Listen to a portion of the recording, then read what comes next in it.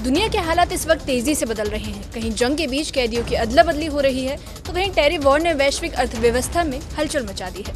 America, चीन और रूस के बीच सख्त बयानों से भू राजनीति और ज्यादा तनावपूर्ण हो गई है।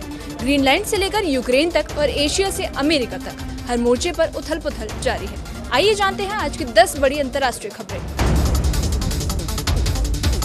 अमेरिकी राष्ट्रपति डोनाल्ड ट्रंप ने दावा किया है कि यूरोप उनकी सरकार की ग्रीनलैंड हासिल करने की कोशिश का खुला विरोध नहीं करेगा। इस बयान के बाद ईयू ने इमरजेंसी समिट बुलाई है। ग्रीनलैंड में विरोध प्रदर्शन तेज है और अमेरिकी विमानों की निगरानी तैनाती की पुष्टि की है। रूस और यूक्रेन ने अंतर्राष्ट्रीय मध्यस्थों की मौजूदगी में सैकड़ों युद्धबंदियों का आदान प्रदान किया है, लेकिन इसी बीच रूस ने कीव पर घातक मिसाइल हमला भी किया, जिसमें 15 से ज्यादा नागरिक मारे गए हैं। ये घटनाक्रम सर्दियों में तेज होते सैन्य अभियानों और ठप पड़ी शांति वार्ताओं के बीच हुआ है।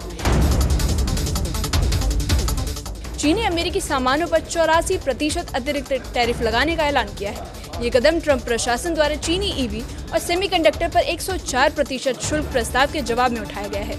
इससे G20 समिट से पहले वैश्विक व्यापार वार्ताएं पटरी से उतरने की आशंका बढ़ गई है।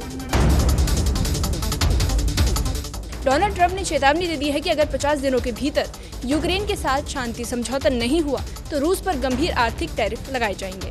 हालांकि रूस ने इसे खोखला दावा बताया है, लेकिन इसके बाद अमेरिका ने यूक्रेन को समर्थन बढ़ाने के संकेत दे दिए हैं।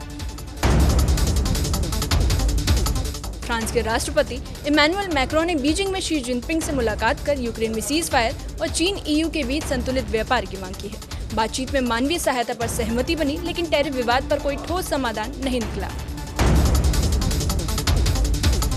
थाईलैंड और कंबोडिया ने चीन के मध्यस्थता के बीच सीमा युद्ध विराम की दोबारा पुष्टि की है।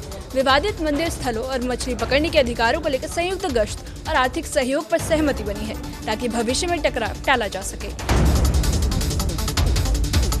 ढाका की एक विशेष ट्रिब्यूनल ने 2024 के छात्र प्रदर्शनों के दौरान हुई हत्याओं के आरोपी 8 पुलिसकर्मियों के खिलाफ फैसला टाल दिया है।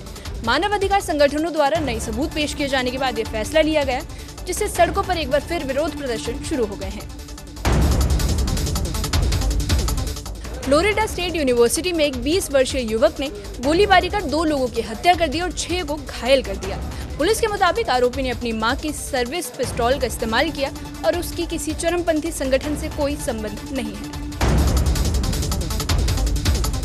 डोनाल्ड ट्रंप और रूसी राष्ट्रपति व्लादिमीर पुतिन के बीच फोन पर बातचीत हुई, लेकिन यूक्रेन युद्ध में तत्काल शांति की कोई उम्मीद नहीं जताई गई। दोनों नेताओं ने मृत सैनिकों के शवों के आदान प्रदान पर चर्चा की। हालांकि प्रतिबंधों में राहत पर कोई सहमति नहीं बनी है।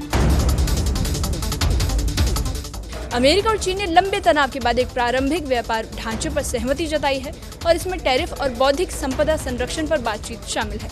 ईवी और खनिजों पर चरणबद्ध रियायतों को लेकर आने वाले शिखर सम्मेलनों में अंतिम फैसला लिया जाएगा।